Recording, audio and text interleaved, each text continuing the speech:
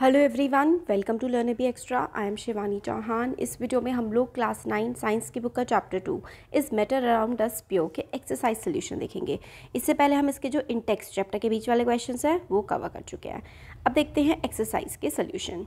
पहला क्वेश्चन है, which separation technique will you apply for separation of the following. तो इनकी जो दिए हुए हैं कौन सी सेपरेशन टेक्निक का आप इस्तेमाल करोगे। तो क्वेश्चंस हैं, आंसर्स देखते हैं कि sodium chloride from it solution in water. अगर सोडियम क्लोराइड को आपको वाटर के सोल्यूशन में से सेपरेट करना है तो आप लोग क्या करेंगे, इवेपोरेशन का प्रोसेस आप उसमें फॉलो करेंगे। तो इवेपोरेशन करेंगे सोडियम क्लोराइड को अगर वाटर में से निकालना हो या सेपरेट करना हो। नेक्स्ट है ammonium chloride from mixture containing sodium chloride and ammonium chloride. तो इसमें होगा सब्लीमेशन। तो अमोनियम क्लोराइड का मिक्सचर है किसके साथ, सोडियम क्लोराइड और अमोनियम क्लोराइड मिले हुए हैं। तो इसको आप लोग कैसे जो है सेपरेट करोगे, सब्लीमेशन से। सी पार्ट है, small piece of metal in engine oil of car. तो सेंट्रीफ्यूगेशन और फिल्टरेशन और डिकेंटेशन। तो स्मॉल पीसेस ऑफ मेटल है कार ऑयल में, तो आप इसको छान भी सकते हैं। फिल्टरेशन, डिकेंटेशन, सेंट्रीफ्यूगेशन कुछ भी आप कर सकते हैं। Different pigments from an extract of flower petals. तो क्रोमेटोग्राफी। तो जब भी पिगमेंट्स को यानी कि कलर्स को जो है वो सेपरेट करना होता है तो क्रोमेटोग्राफी का इस्तेमाल किया जाता है। बटर फ्रॉम कर्ड, ठीक है, दही निकालनी है अगर, या फिर जैसे बटर निकालना है दूध में से तो सेंट्रीफ्यूगेशन लगता है, गोल गोल घुमा के करते हैं ना। Oil from water using separating funnel. Tea leaves from T, ये तो हम चाय पीते हैं तो रोज़ करते हैं, फिल्टरेशन।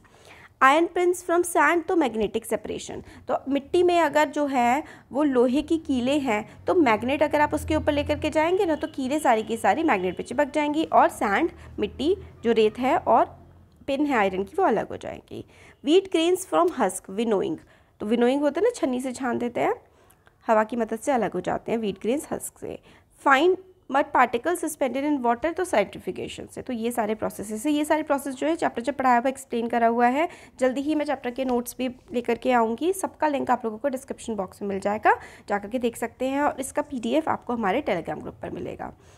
क्वेश्चन 2 है, write the step you would like to use for making teas. आप चाय बनाने के लिए क्या क्या करते हैं। Use the word solution, solvent, solute, dissolve और सॉल्युबल, फिल्ट्रेट, रेसिड्यू। तो चाय बनाते हैं तो क्या क्या आप करते हैं। तो first water is taken as a solvent in a saucepan. तो जो सस्पैन होता है उसमें हम लोग पानी लेते हैं और पानी क्या होता है, पानी एक सॉल्वेंट होता है। पानी सॉल्वेंट होता है क्योंकि पानी में बहुत सारी चीज़ें घुल जाती हैं, तो हम पानी लेंगे एज अ सॉल्वेंट सस्पैन में। फिर द वाटर जो कि सॉल्वेंट है इज़ अलाउड टू बॉयल, फिर हम पानी को गर्म होने देते हैं। During heating milk and tea leaves are added to the solvent as solutes. तो पानी में हम चाय पत्ती और दूध डालते हैं एज अ सॉल्यूट, क्योंकि ये दोनों चीज़ें पानी में घुल जाएंगी। They form a solution. तो जब दूध, चीनी, चाय पत्ती और पानी मिल जाता है तो सोल्यूशन बनता है। Then the solution is poured through a strainer. वैसे आप चीनी भी डाल सकते हैं इस बगैर, है ना। फिर उसके बाद हम लोग स्टेनर से यानी कि छन्नी से चाय को छान लेते हैं। The insoluble part of the solution remains on the strainer as residue. तो जो इनसॉल्युबल पार्ट था यानी कि जो पार्ट चाय में नहीं घुला था वो चाय जो है छन्नी में बच जाएगा।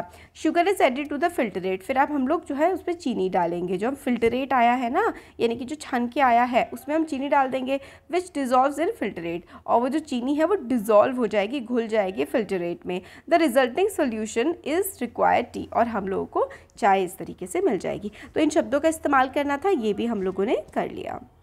नेक्स्ट है, प्रज्ञा tested the solubility of 3 different substances at different temperature and collected the data as given below. Results are given in the following table as grams of substance dissolved in 100 gram of water to form a saturated solution. तो जो एक लड़की है प्रज्ञा, उसने solubility test करी है। solubility होती है कि भाई चीज़ें कितना ज़्यादा घुल रही हैं पानी में, तो इनके फिर अलग अलग टेम्परेचर पे solubility टेस्ट करी है। तो क्या क्या रिजल्ट आया है। What mass of potassium nitrate would be needed to produce saturated solution of potassium nitrate in 50 gram of water at 313 K। तो देखिए इसका आंसर है at 313 K 62 gram of potassium nitrate dissolve in 100 gram of water. तो at 313 K 62 gram of potassium nitrate, sorry 313 जो है kelvin पर हम लोगों ने 100 ग्राम अगर पानी लिया है तो 62 ग्राम पोटेशियम नाइट्रेट उसमें घोल दी। So to produce a saturated solution of potassium nitrate in 50 gram of water, क्योंकि हम 100 ग्राम लिया था, अगर हमें 50 ग्राम लेना है तो हम लोग क्या करेंगे, 62 ग्राम पोटेशियम नाइट्रेट जो है ली है वो ऊपर रखेंगे, 100 ग्राम नीचे रखेंगे और इनटू में 50 कर देंगे, तो आंसर हमारा जाएगा 13 ग्राम्स ऑफ पोटेशियम नाइट्रेट। तो सिंपल सा हम लोगों ने फॉर्मूला लगा दिया कि भाई जो ये था 62 ग्राम ऑफ पोटेशियम नाइट्रेट था, तो 62 को ऊपर रख दिया, 100 ग्राम वाटर था, 100 नीचे रख दिया, और मल्टीप्लाई में हम लोगों ने, क्योंकि हमें बोला गया है कि 50 ग्राम में कितना होगा, तो यहाँ पर 50 रख दिया है, और फिर जब हम लोग सॉल्व करेंगे तो आंसर हमारे पास आ जाएगा 31 ग्राम। ठीक है, एक आंसर आ गया हमारे पास 31 ग्राम। बी है, Pragya makes a saturated solution of potassium chloride in water at 323 K and leaves the solution to cool at room temperature. What would she observe as the solution cools, explain. तो प्रज्ञा ने क्या किया, saturated solution जो था potassium chloride का उसने 353 K पे गर्म किया, तो पोटेशियम क्लोराइड 353 K, ठीक है, पोटेशियम क्लोराइड पर उसने हीट किया पोटेशियम क्लोराइड को 353 K पर, और फिर उसके बाद ठंडा होने के लिए छोड़ दिया। जब ठंडा हो गया तो प्रज्ञा ने क्या देखा, तो इसका आंसर है some soluble potassium chloride will separate out in the form of crystals at room temperature because the solubility of potassium chloride will decrease with decrease in temperature. तो जैसे जैसे वो सोल्यूशन ठंडा होगा ना, वैसे वैसे पोटेशियम क्लोराइड के क्रिस्टल बन जाएंगे, ठीक है, क्योंकि टेम्परेचर कम हो जाएगा तो सॉल्युबिलिटी कम हो जाएगी और क्रिस्टल्स डेवलप हो जाएंगे। नेक्स्ट है find the solubility of each salt at 293 K। तो हम लोगों को 293 K पर निकालनी है, केल्विन पर निकालनी है solubility. Which salt has the highest solubility at this temperature. तो 293 केल्विन पर हम लोगों को सॉल्युबिलिटी निकालनी है, और कौन से सॉल्ट की जो है सबसे ज़्यादा सॉल्युबिलिटी होगी इस टेम्परेचर पर। तो सॉल्युबिलिटी जो है वो 293 K पर केल्विन पर 32 ग्राम जो है हो जाएगी इसकी पोटेशियम नाइट्रेट की। सोडियम क्लोराइड की हो जाएगी 36 ग्राम, पोटेशियम क्लोराइड की हो जाएगी 35 ग्राम। ये ना एक्सपेरिमेंट करके आंसर आए हुए हैं बच्चों। और अमोनियम क्लोराइड की हो जाएगी 37 gram. Solubility of ammonium chloride is highest at that temperature. तो 293 केल्विन पर इस तरीके से हो जाएगी, ठीक है।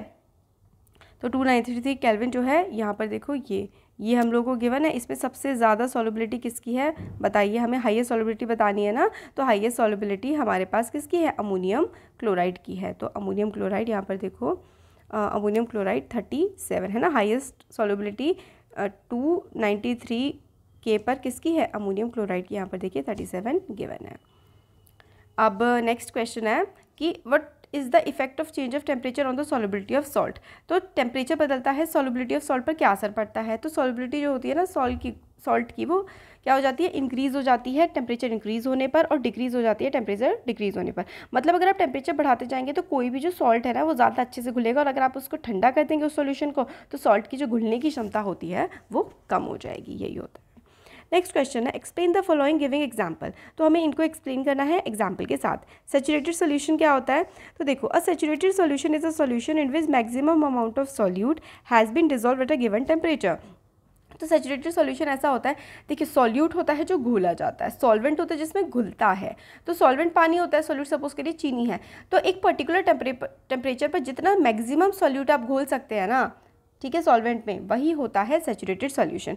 Solution can not be dissolve beyond that amount of solute eight that temperature. तो कई बार क्या होता है कि एक पर्टिकुलर टेम्परेचर सपोज करो 100 डिग्री सेल्सियस पर आप पानी में चीनी घोले जा रहे हैं, फिर एक टाइम आएगा और चीनी घुलेगी ही नहीं, अगर ज़्यादा घोलनी है तो टेम्परेचर बढ़ाना पड़ेगा। तो जिस पॉइंट पर और ज़्यादा चीनी नहीं घुल रही है और टेम्परेचर बिना चेंज करे, वही सैचुरेटेड सॉल्यूशन होता है। Any more solute added will settle down at the bottom of the container as precipitate. फिर और चीनी आप डालोगे ना 100 डिग्री सेल्सियस पर, तो बस वो क्या होगी, वो नीचे बैठ जाएगी, जितनी घुल सकती थी उतनी घुलने के बाद।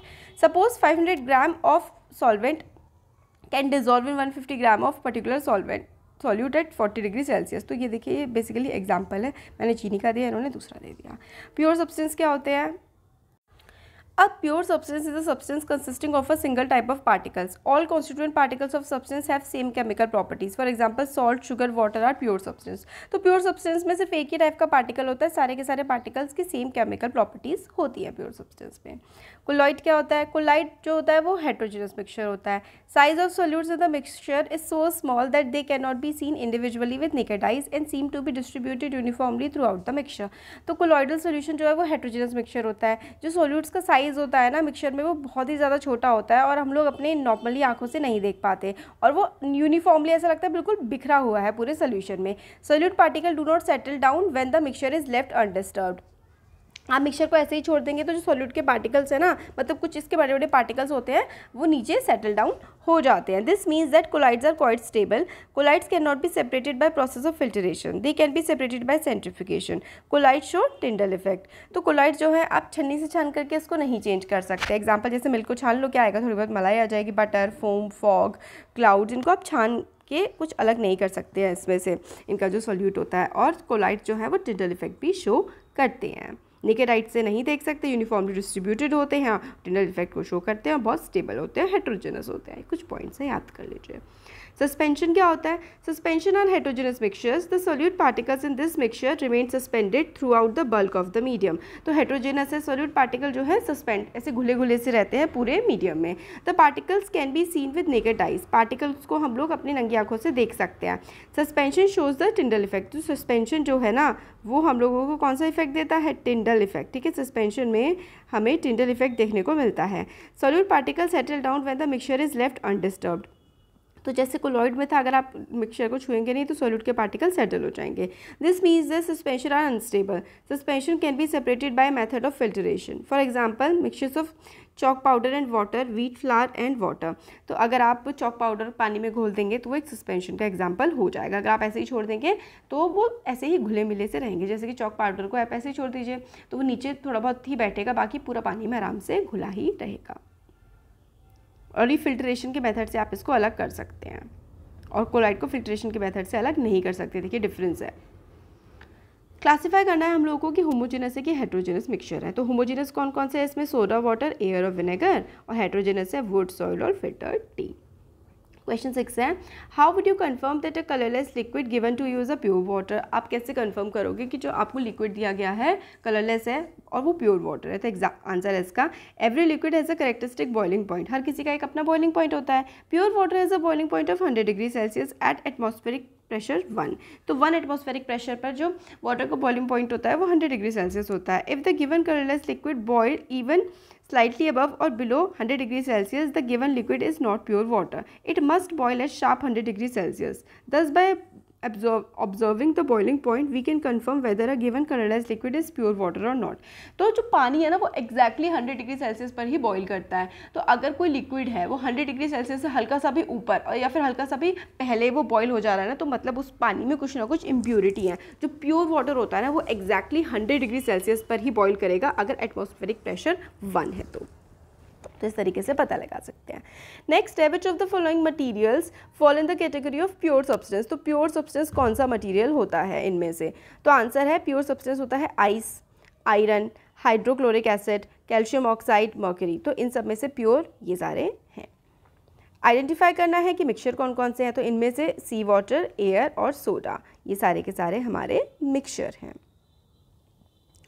विच of the following will show Tyndall effect. इनमें से टिंडल इफेक्ट कौन शो करेगा? तो milk and starch solution will show Tyndall effect, क्योंकि उनको आप फिल्ट्रेशन से अलग नहीं कर सकते मिल्क को या फिर स्टार्च के सोल्यूशन को, तो ये टिंडल इफेक्ट को शो करते हैं। सस्पेंडेड होते हैं और हेट्रोजेनस होता है। नेक्स्ट है, classify the following elements into compound, mixture and elements. तो देखिए एलिमेंट्स कौन कौन से हैं। तो sodium, silver, tin, silicon, AdFG ये एलिमेंट्स हैं। कंपाउंड्स कौन कौन से हैं? कैल्शियम कार्बोनेट, मीथेन और कार्बन डाइऑक्साइड, ये कंपाउंड्स हो गए। मिक्सचर्स हैं सॉइल और एयर, सोप, शुगर सोल्यूशन, कोल और ब्लड, ये हमारे मिक्सचर्स हैं। ये क्यों है, क्या है, ये सब तो हम लोगों ने चैप्टर में कवर कर रखा है, नोट्स पे आप इसके जल्दी आ जाएंगे। जो अब इसका लास्ट क्वेश्चन है वो ये है, which of the following are chemical changes. इनमें से केमिकल चेंज कौन कौन सा है? तो केमिकल चेंज इनमें से है ग्रोथ ऑफ प्लांट, प्लांट का बढ़ना, rusting of iron, cooking of food, digestion of food और बर्निंग ऑफ कैंडल। देखिए केमिकल चेंज में ना एक नई चीज़ प्रोड्यूस होती है और आप उसको पहले वाली कंडीशन में आप लोग फिर से नहीं लेकर के जा सकते हैं। तो प्लांट अगर एक बार बढ़ गया तो आप काट देंगे तो वो बात अलग है, वरना वो दोबारा छोटा नहीं होगा। रस्टिंग ऑफ आयरन, आयरन पे जंग लग जाता है, केमिकल रिएक्शन होता है आयरन का और ऑक्सीजन का। खाना जो है पक जाता है तो आप फिर वो मिक्स हो जाता है, आप इसको पहले जैसा नहीं कर सकते हो, केमिकल रिएक्शन की वजह से पकता है। खाना पच जाता है, हमारी बॉडी में डिफरेंट फॉर्म हो जाती है। कैंडल बर्न हो जाती है, जो कैंडल जल रही होती है।